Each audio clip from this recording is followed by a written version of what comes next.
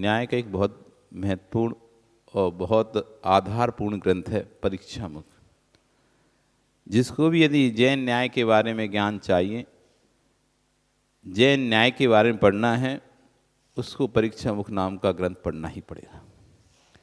बिना परीक्षामुख ग्रंथ को पढ़े हुए कोई भी जैन न्याय में प्रवेश नहीं कर सकता।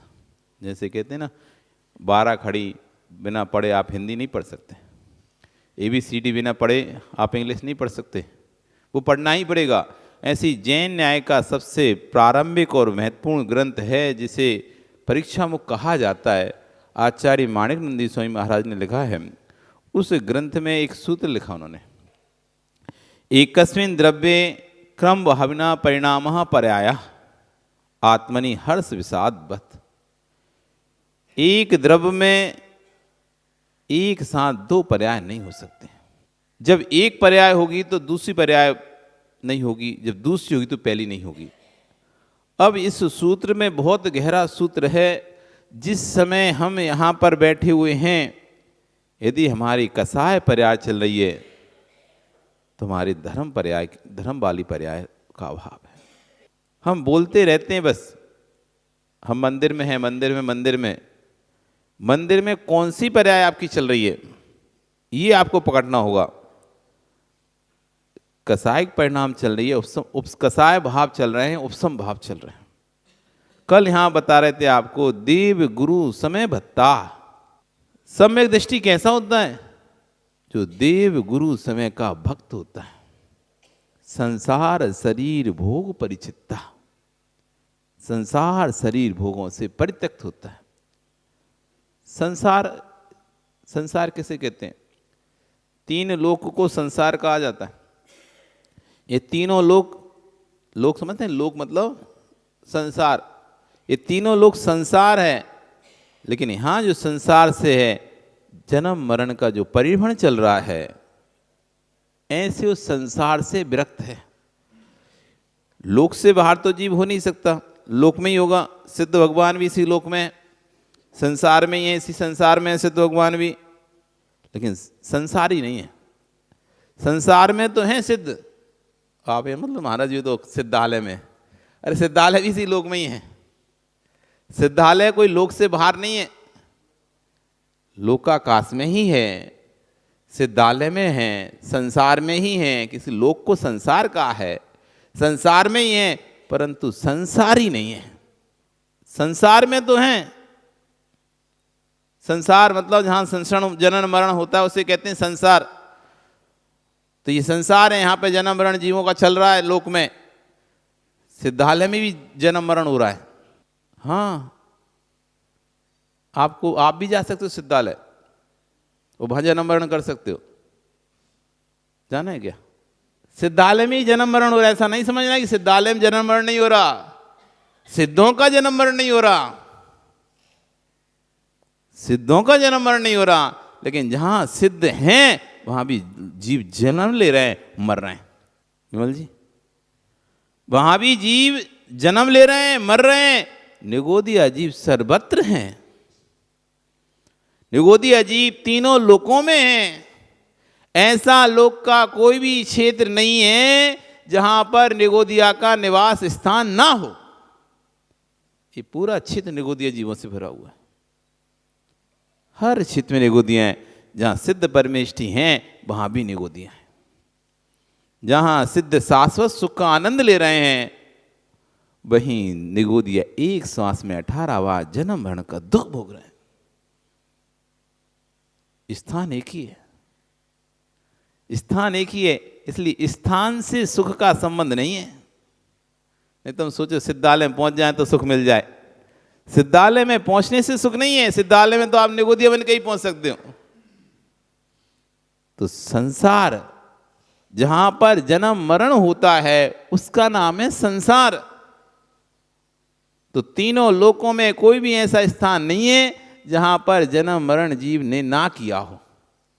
जब क्षेत्र परिवर्तन की गणना की जाती है तो अंगुल के असंख्यात पे 8 मध्य प्रदेशों को करके अंगुल के संख्यात भाग अवगाहना प्रमाण से जीव के एक एक प्रदेश बड़ा बढ़ा कर एक एक प्रदेश बड़ा बढ़ाकर हर क्षेत्र में जीव ने जन्म ले लिया है।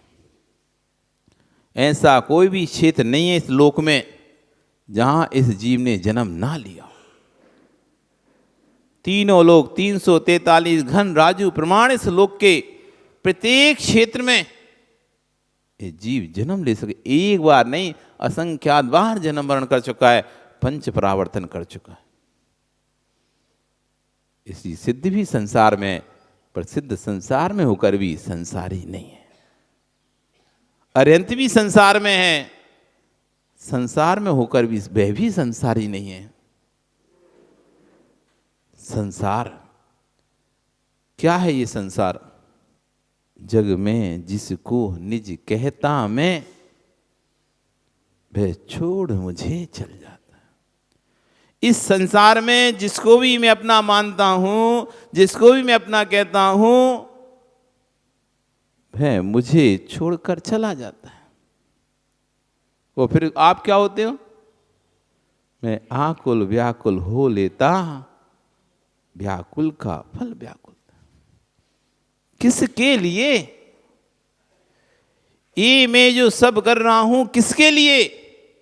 जिसके लिए भी करता हूं वो मुझे छोड़कर चला जाता है। किसके लिए?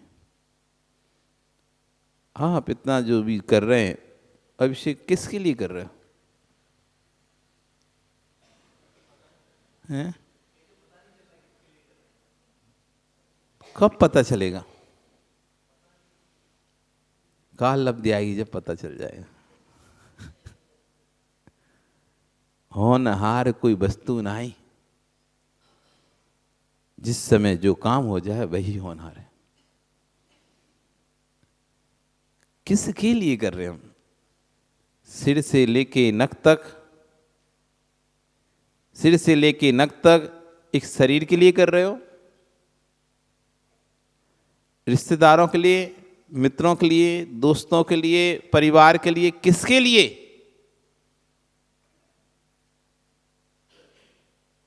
संसार का चिंतन करो।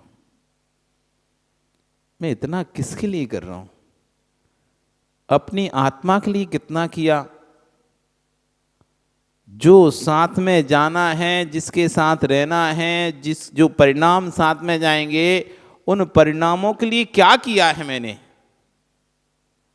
और जो मुझे संसार में रुलाएंगे, जो मुझे संसार में यहीं रोता बिलखता छोड़ जाएंगे, ऐसे पर के लिए मैंने कितना किया? कहां कहां भटका मैं, कहां कहां नहीं गया, कैसे कैसे कार्य नहीं किए दूसरे के राग में आकर। जिन स्थानों पर नहीं भी जाना चाहिए था, मैं दूसरे के लिए उन स्थानों पर गया। जो कार्य मुझे नहीं भी करना था, मैंने दूसरे के लिए उन कार्यों को किया। जो शब्द मुझे बोलने नहीं थे, दूसरे के राग में आकर मैंने उन शब्दों को भी बोला। और समय ऐसा आया जिसके राग में हमने कर्म का बंध किया था, वही हमको छोड़कर चला गया। फिर किसके लिए? संसार, शरीर, जिस शरीर को इतना पालन पोषण करते हैं, जिस शरीर का इतना ध्यान रखते हैं, ये भी अपना नहीं होता। थोड़ी सी कमी हो जाए इसकी देखरेख में, उठता नहीं, चलता नहीं, काम नहीं करता। कितना इसको सजाया संवारा, लेकिन तब भी ये शरीर मेरा साथी नहीं बन पाया। जितने मैंने भोगों को संचय किया, जैसे जैसे मैंने भोग बढ़ाए, वैसे वैसे मैंने कर्म का बंध भी बढ़ा लिया। जैसे जैसे भोग बढ़ाए, वैसे मैंने दुखों का संग्रह भी प्रारंभ कर दिया।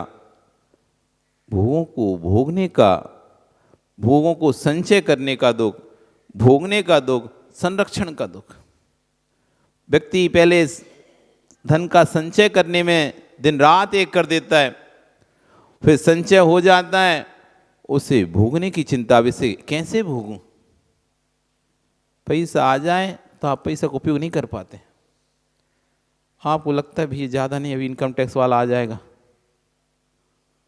हाँ, पैसा खूब है, बैंक में जमा नहीं कर पा रहे, पैसा खूब है, प्रॉपर्टी नहीं खरीद पा रहे अपने नाम से, इसके नाम से खरीद रहे, उसके नाम से खरीद रहे, उसके नाम से, पड़ोसी के नाम से कर रहे, नौकर के नाम से खरीद रहा है, उसके नाम से, अपने नाम से नहीं खरीद पा रहा। उसे पता है कि अपने नाम से तो उतना ही खरीद पाएंगे जितना अपने खाते में लिखा हुआ है।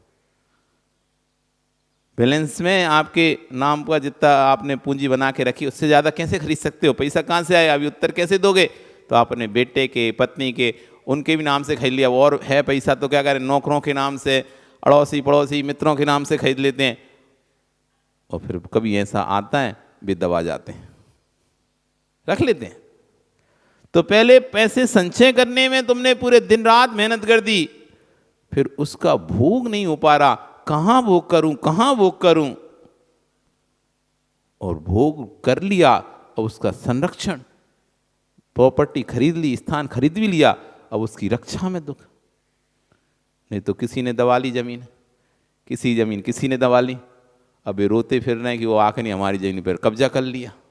इतनी मेहनत से हमने दिन रात एक एक करके पैसा जोड़ा, जमीन खरीदी, और दूसरे ने उस पर कब्जा कर लिया। अब लगाते रहो चक्कर, और सामने वाला दमंग है, देखा नहीं क्या आपके डिस्पुर में कहां कहां कैसे कैसे प्रॉपर्टी जोड़ी, कितना छल कपट मायाचारी करके प्रॉपर्टी जोड़ी होगी। दूसरा व्यक्ति आया, प्यार से नहीं मानो तो ऐसे मानो। अब डिप्रेशन में गए, हमारी प्रॉपर्टी उसने ले ली, बीच शहर की, बीच रोड की हमारी प्रॉपर्टी। आप कहते महाराज जी ये अमुक व्यक्ति की प्रॉपर्टी थी, उसने हड़प ली। ये अमुक व्यक्ति की प्रॉपर्टी थी, बड़ा सेठ था, लेकिन अधिकारी की इस पर दृष्टि पड़ गई और उसने इस प्रॉपर्टी को अपने कब्जे में कर लिया। अब रोते रहो। तो ये भोग है, कभी तुम्हारे कभी दूसरे के। संचय किया, कैसे संचय किया होगा? संरक्षण भी कर रहा था, लेकिन संरक्षण हो नहीं पाया, भोग पाया नहीं, और अब वो पूरी जिंदगी, पूरे जीवन भर जब तक उम्र है वो वस्तु से दुख देती रहेगी। क्योंकि भोग कर लेता तो फिर भी थोड़ी शांति मिलती, दूसरे ने कब्जा कर लिया, ले लिया, अब बेचारा रो रहा है। तो ये भोग हैं। इन सब भोगों को जानकर परिचित्ता, सम्यक दृष्टि इनको छोड़ने की, परित्यक्त हो जाता, मतलब इनसे बैरागी हो जाता है।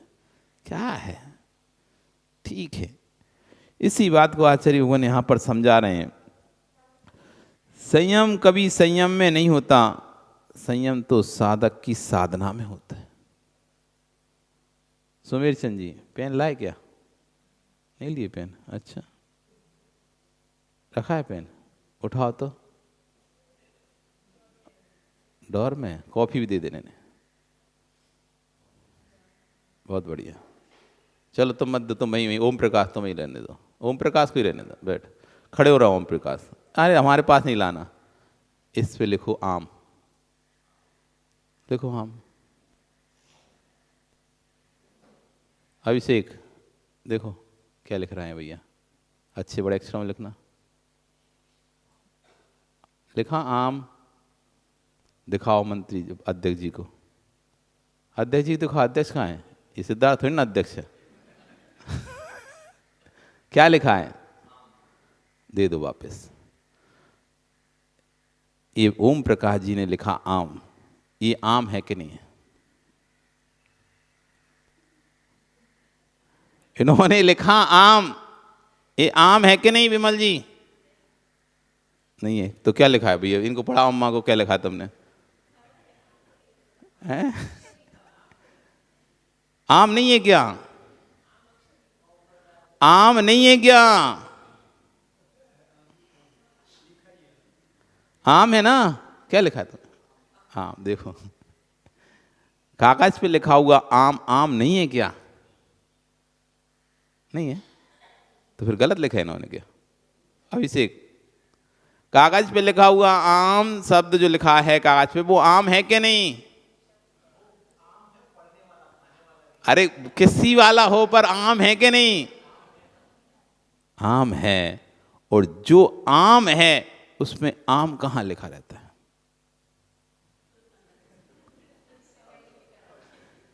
जो आम है उसमें आम कहीं लिखा नहीं होता, और जहां आम लिखा होता है वहां आम कहीं होता नहीं है। जिसे बात समझ में आ जाए, धर्म धर्म जहां चिल्ला रहा है वहां धर्म होता ही नहीं है। कोई इसको धर्म बोल रहा है, कोई इसको धर्म बोल रहा है, कोई इसको धर्म बोल रहा है, कोई इसको धर्म बोल रहा है। जहां जहां धर्म चिल्ला रहा है वहां धर्म है ही नहीं है, और जहां धर्म है वहां चिल्लाना है ही नहीं है। जब धर्म आता है तो शब्द ही गौण हो जाते हैं। धर्म अनुभूति का विषय है। धर्म अनुभूति का विषय है। आम शब्द में आम नहीं है, और जहां आम है वहां पर शब्द नहीं है। जिसमें धर्म है वहां धर्म शब्द नहीं लिखा हुआ है। जिसमें धर्म है, ऐसी आशिकीन, जहां संयम है वहां संयम शब्द नहीं है। जहां संयम शब्द लिखा हुआ है वहां संयम नहीं है। इस बात को यदि पकड़ लोगे तो फिर छोटी छोटी बातों को लेके झगड़ा नहीं करोगे।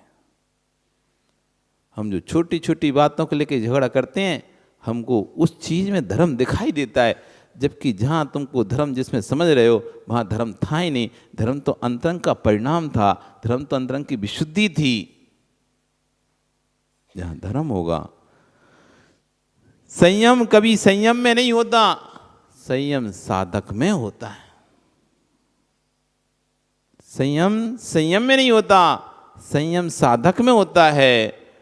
और मोक्ष मार्ग जो है वो संयम का मार्ग है, यानी साधक की साधना का मार्ग है। कभी मोक्ष मार्गी बनना हो, यदि आपको भी मोक्ष मार्गी आप भी मोक्ष मार्गी बन सकते हैं। एक देश मोक्ष मार्गी बन सकते हैं, घर में रह के भी। मुनि तो घर छोड़कर सम्यक चारित्र को धारण करके पूर्ण रूप से मोक्ष मार्गी बन जाते हैं, लेकिन श्रावक भी चाहे तो एक देश व्रत को धारण करके घर में ही रहकर मोक्ष मार्गी हो सकता है। 5 पापों का स्थूल रूप से त्याग करना है, बस आपको कुछ नहीं करना।